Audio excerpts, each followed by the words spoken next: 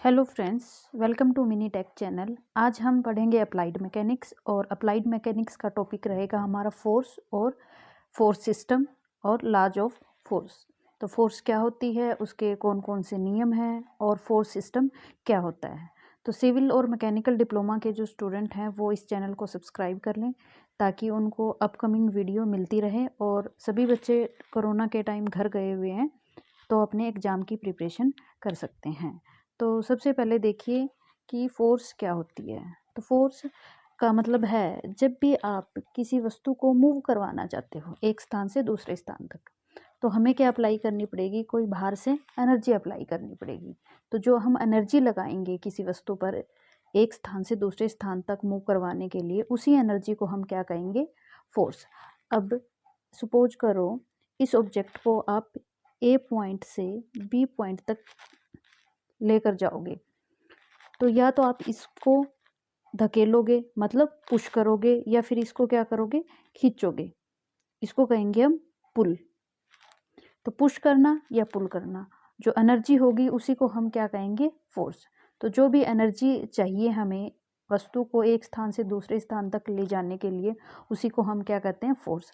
अब वो force push हो सकती है या पुल हो सकती है। तो फोर्स पुश या पुल जो किसी वस्तु की स्टेट को क्या कर दे, चेंज कर दे, मतलब एक स्थान से दूसरे स्थान तक ले जाए, उसी को हम क्या कहेंगे, फोर्स। अब फोर्स जो होती है एक वेक्टर क्वांटिटी है। फोर्स हमारी एक वेक्टर क्वांटिटी है। वेक्टर क्वांटिटी का मतलब होता है कि फोर्स का मैग्नीट्यूड भी होगा और फोर्स की डायरेक्शन भी होगी। ठीक है, तो फोर्स का मैग्नीट्यूड भी होगा मतलब फोर्स की कुछ ना कुछ वैल्यू भी होगी और फोर्स की डायरेक्शन भी होगी। तो आइए इनके बारे में हम डिस्कस करते हैं। तो देखिए, पहले हम पढ़ेंगे कैरेक्टरिस्टिक्स ऑफ फोर्स। फोर्स की क्या क्या कैरेक्टरिस्टिक्स हैं। तो सबसे पहले है मैग्नीट्यूड। मैग्नीट्यूड का मतलब है कि उसकी जो भी क्वांटिटी होगी, जो भी मात्रा होगी, उसी को हम क्या कहेंगे, मैग्नीट्यूड। जैसे कि सपोज करो इस ऑब्जेक्ट को आप 20 न्यूटन की फोर्स से खींच रहे हो। ठीक है, तो ये जो 20 है, ये जो 20 है, 20 क्या कहलाएगा, इसका मैग्नीट्यूड। और न्यूटन, न्यूटन क्या कहलाएगी, यूनिट। ठीक है, तो ये टोटल क्या हो गया, 20 न्यूटन क्या हो गया इसका मैग्नीट्यूड। अगर आप यहाँ पर 30 न्यूटन लगा रहे हो तो फोर्स का मैग्नीट्यूड कितना हो गया, 30 न्यूटन। अगर आप किसी ऑब्जेक्ट पे 40 न्यूटन फोर्स लगा रहे हो तो उसका मैग्नीट्यूड कितना होगा, 40 न्यूटन। तो फोर्स का कोई ना कोई मान होता है, कोई ना कोई मैग्नीट्यूड होता है, कोई ना कोई वैल्यू होती है जिसको हम क्या कहेंगे, मैग्नीट्यूड। उसके बाद फोर्स की डायरेक्शन भी होती है, क्योंकि फोर्स एक वेक्टर क्वांटिटी है। तो डायरेक्शन, तो फोर्स की डायरेक्शन का मतलब ये है कि फोर्स किस दिशा में लग रही है। तो दिशा कौन कौन सी हो सकती है, वो हॉरिजॉन्टल भी हो सकती है और वर्टिकल भी हो सकती है, या किसी एंगल पर भी हो सकती है। इसका मतलब ये, हॉरिजॉन्टल का मतलब ये हुआ कि अगर आपकी फोर्स जैसे ये एक्स एक्सिस होगी हमारी, ये वाई एक्सिस होगी। तो अगर फोर्स ग्राउंड के अलोंग लग रही है उसको कहेंगे हम हॉरिजॉन्टल डायरेक्शन। अगर फोर्स इसके परपेंडिकुलर डायरेक्शन लग रही है तो उसको हम कहेंगे वर्टिकल डायरेक्शन। और अगर फोर्स किसी एंगल पे लग रही है, सपोज करो ये थीटा एंगल पे लग रही है, तो इसको कहेंगे हम इंक्लाइंड फोर्स। तो फोर्स की डायरेक्शन कौन सी होगी, फोर्स की डायरेक्शन हॉरिजॉन्टल हो सकती है, वर्टिकल हो सकती है और इंक्लाइंड हो सकती है। ठीक है, आई होप आप लोगों को समझ आया होगा। तो हमने दो कैरेक्टरिस्टिक्स पढ़ी है अभी तक, मैग्नीट्यूड कि फोर्स की जो भी वैल्यू होती है, जो भी क्वांटिटी होती है, उसको हम कहेंगे मैग्नीट्यूड। जैसे कि 20 न्यूटन, 30 न्यूटन, 50 न्यूटन, 100 न्यूटन, कोई भी वैल्यू हो सकती है। उसके बाद फोर्स की डायरेक्शन भी होती है। डायरेक्शन का मतलब ये होता है कि फोर्स या तो हॉरिजॉन्टल डायरेक्शन में लग सकती है, वर्टिकल डायरेक्शन में लग सकती है, या फिर इंक्लाइंड डायरेक्शन में लग सकती है। इसके बाद है थर्ड जो करेक्टरिस्टिक्स है वो है नेचर ऑफ फोर्स। तो नेचर ऑफ फोर्स देखिए, नेचर ऑफ फोर्स कह सकते हैं या फिर इसको सेंस कह सकते हैं। इसका मतलब ये हुआ कि उसका नेचर कैसा है, कि फोर्स जो हमारी पुलिंग इन नेचर है, ये पुलिंग इन नेचर और पुलिंग इन नेचर है, या फिर पुशिंग इन नेचर है। पुश का मतलब होता है धकेलना, पुलिंग का मतलब होता है खींचना। तो ये ऑब्जेक्ट सपोज करो हम पी फोर्स लगा रहे हैं और इस ऑब्जेक्ट को धकेल रहे हैं आगे की तरफ, तो इसका नेचर क्या होगा, पुशिंग इन नेचर। अब इसी ऑब्जेक्ट को हम क्या कर रहे हैं, खींच रहे हैं, तो इसका नेचर क्या होगा, पुलिंग इन नेचर। तो इसको हम क्या कहेंगे कि फोर्स का कोई ना कोई नेचर होता है, वो पुलिंग भी हो सकता है और पुशिंग भी हो सकता है।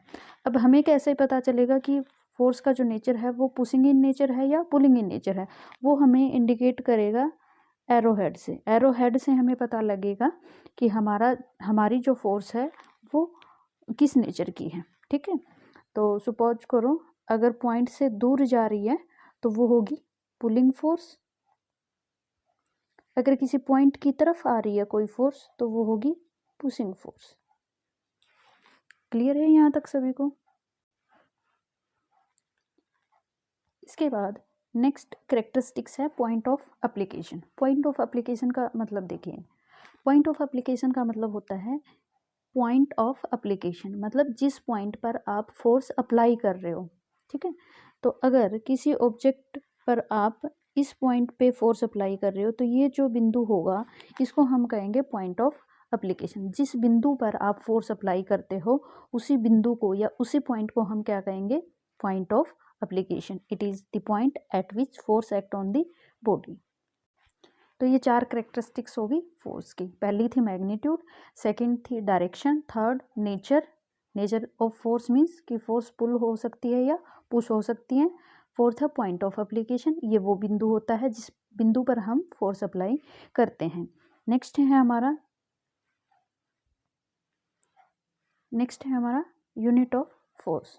तो यूनिट ऑफ फोर्स तो कौन कौन सी यूनिट होती हैं, अगर हम यूनिट की बात करूं तो SI जो यूनिट होती है, SI यूनिट होती है वो होती है फोर्स की न्यूटन, ठीक है। और भी यूनिट होती हैं तो एग्जाम में कई बार पूछ लिया जाता है अदर यूनिट कौन कौन सी होती है फोर्स की। तो SI यूनिट होगी फोर्स की न्यूटन। अगर हम CGS की बात करें तो CGS की यूनिट होती है डाइन, DYNE, ठीक है। और 1 डाइन होता है ग्राम सेंटीमीटर पर सेकेंड स्क्वायर, ठीक है। 1 डाइन की जो वैल्यू होती है वो होती है ग्राम सेंटीमीटर पर सेकेंड स्क्वायर। इसके बाद एग्जाम में कई बार पूछ लिया जाता है fill in the blanks, 1 newton किसके बराबर होता है। तो 1 न्यूटन की जो वैल्यू होती है, 1 न्यूटन होता है kg मीटर पर सेकेंड स्क्वायर, ठीक है। तो ये फॉर्मूला आप ध्यान रखेंगे, 1 न्यूटन किसके बराबर होता है। और ये भी पूछा जाता है कि 1 न्यूटन में कितने डाइन होते हैं, तो 1 न्यूटन में डाइन होते हैं 10⁵ डाइन। उसके बाद ग्रेविटेशनल यूनिट की बात करें तो ग्रेविटेशनल यूनिट होती है ग्राम वोट, और ग्राम वोट किसके इक्वल होती है 981 डाइन, या फिर 1 किलोग्राम फोर्स होती है 9.81 डाइन। ये तो ये फिल इन दी ब्लैंक्स में ही क्वेश्चन आ सकते हैं, आपको इनकी वैल्यू ध्यान रखनी है। बाकी ऐसा यूनिट होती है न्यूटन। इसके बाद है इफेक्ट ऑफ फोर्स। तो फोर्स के क्या क्या प्रभाव हो सकते हैं, फोर्स के क्या क्या इफेक्ट हो सकते हैं,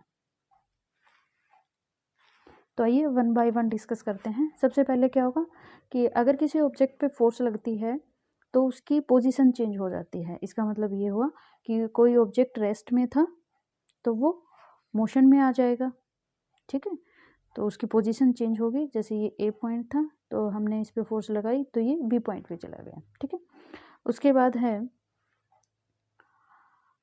फोर्स का क्या क्या प्रभाव हो सकता है। जो फोर्स है मूविंग ऑब्जेक्ट की डायरेक्शन भी चेंज कर देती है। थर्ड जो इफेक्ट है वो है कि अगर आप किसी ऑब्जेक्ट पे फोर्स लगाओगे तो उसकी शेप और साइज चेंज हो जाएगी। जैसे कि अगर हम बात करें आप फुटबॉल पर फोर्स लगाओगे, उसको प्रेस करोगे तो उसकी शेप और साइज चेंज हो जाएगी। उसके बाद है नेक्स्ट जो इफेक्ट होगा वो होगा कि फोर्स के कारण किसी बॉडी में इंटरनल स्ट्रेसेस डेवलप हो जाते हैं। देखिए इंटरनल स्ट्रेसेस क्या होते हैं, इंटरनल स्ट्रेसेस का मतलब होता है जब किसी ऑब्जेक्ट पे आप फोर्स लगाते हो, ठीक है, तो वो बॉडी क्या करेगी, उस फोर्स को रजिस्ट करती है, ठीक है। तो उसी रेजिस्टेंस को हम क्या कहेंगे, इंटरनल स्ट्रेसेस। तो वो कब डेवलप हुए, जब आपने उस ऑब्जेक्ट पे फोर्स लगाई, ठीक है। तो ये हो गए इफेक्ट ऑफ फोर्सेज। नेक्स्ट है रिप्रेजेंटेशन ऑफ फोर्स, फोर्स को कैसे रिप्रेजेंट करेंगे। तो फोर्स को रिप्रेजेंट करने के दो तरीके हैं। पहला जो तरीका है वो है वेक्टर रिप्रेजेंटेशन, और जो सेकंड जो तरीका है वो है बोज नोटेशन। सेकंड है बोज नोटेशन। ठीक है, तो आज हम डिस्कस करेंगे अभी वेक्टर रिप्रेजेंटेशन के बारे में। तो देखिए वेक्टर रिप्रेजेंटेशन क्या होता है। रिप्रेजेंटेशन, तो वेक्टर रिप्रेजेंटेशन है वो एक ग्राफिकली मेथड है। ग्राफिकली मेथड है। तो इस मेथड में हम क्या करते हैं, इस मेथड में हम ग्राफ बनाते हैं, ग्राफ के द्वारा हम फोर्स को दर्शाते हैं। तो देखिए सबसे पहले जैसे कि इस ऑब्जेक्ट पे एक फोर्स लग रही है और इस फोर्स की वैल्यू है 10 न्यूटन। तो अब इसको ग्राफ की हेल्प से या ग्राफिकली कैसे दर्शाएंगे, तो सबसे पहले हमने ग्राफ प्लॉट किया। ये हमारी एक्स एक्सिस है और ये हमारी वाई एक्सिस है। तो हम ग्राफ में एक लाइन प्लॉट करेंगे जो 10 न्यूटन को दर्शाएगी। तो मैं यहाँ पर एक स्केल ले रही हूँ, मैं जो स्केल का यूज कर रही हूँ 1 सेंटीमीटर बराबर 1 न्यूटन। इसका मतलब ये हुआ अगर मैं 1 सेंटीमीटर लाइन ड्रॉ करूँगी तो वो 1 न्यूटन को दर्शाएगी। तो अगर मुझे 10 न्यूटन की लाइन ड्रॉ करनी है तो मुझे 10 सेंटीमीटर की लाइन प्लॉट करनी पड़ेगी। तो ये जो फोर्स लग रही है ये हॉरिजॉन्टल डायरेक्शन में लग रही है। तो अलोंग दी एक्स एक्सिस मैं 10 सेंटीमीटर की एक लाइन प्लॉट करूंगी। ये हो गया हमारा 10 न्यूटन। उसके बाद हम इस फोर्स का नेचर भी दिखाएंगे। तो इस फोर्स का जो नेचर है वो है पुलिंग इन नेचर। तो हम एक एरो हेड भी बनाएंगे। पुलिंग इन नेचर मतलब इस पॉइंट से ये फोर्स दूर जा रही है। तो ये हो गया वेक्टर रिप्रेजेंटेशन। एक ग्राफ की हेल्प से मैंने इस ऑब्जेक्ट पे 10 न्यूटन की फोर्स लग रही थी हॉरिजॉन्टल डायरेक्शन में, उस फोर्स को इस ग्राफ में दर्शा दिया। ठीक है, अब दूसरा केस लेते हैं, दूसरा एग्जांपल लेते हैं। तो सेकंड केस देखिए, अगर किसी ऑब्जेक्ट पे फोर्स लग रही है किसी एंगल पे, सपोज करो ये 30 न्यूटन की फोर्स लग रही है और इसका जो एंगल है वो है 30 डिग्री। तो अब इसको ग्राफिकली कैसे रिप्रेजेंट करेंगे, हम एक्स एक्सिस लाइन प्लॉट करेंगे और वाई एक्सिस लाइन प्लॉट करेंगे। वहीं आप कोई भी स्केल यूज कर सकते हो। अब की बार मैं 1 सेंटीमीटर की वैल्यू जो ले रही हूँ वो ले रही हूँ 2 न्यूटन की। 1 सेंटीमीटर लाइन की जो लंबाई होगी वो 2 न्यूटन को दर्शाएगी।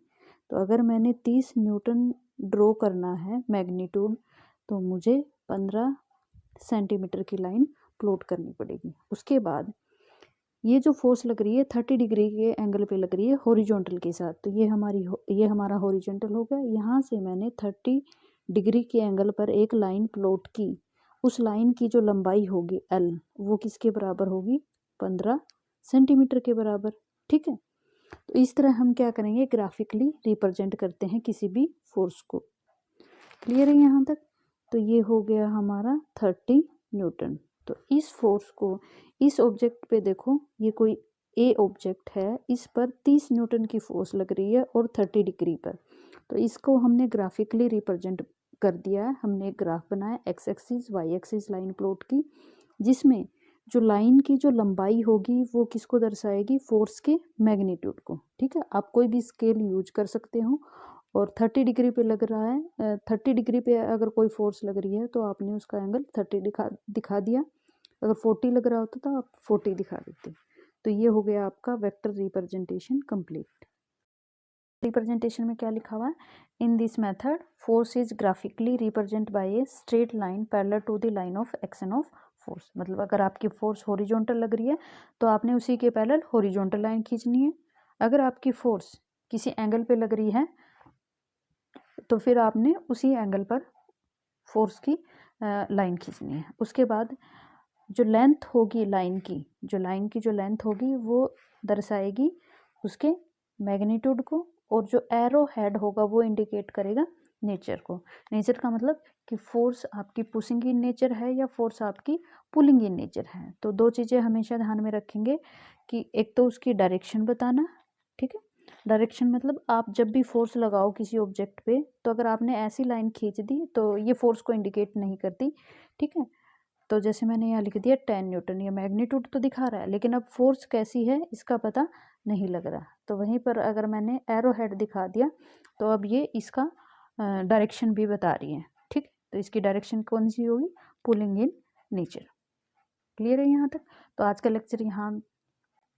लेक्चर यहीं ख़त्म होता है। बाकी हम नेक्स्ट वीडियो में डिस्कस करेंगे। सभी बच्चे यहाँ तक अच्छे से रिवाइज कर लें और आप इस पीपीटी के माध्यम से आप नोट डाउन भी कर सकते हो।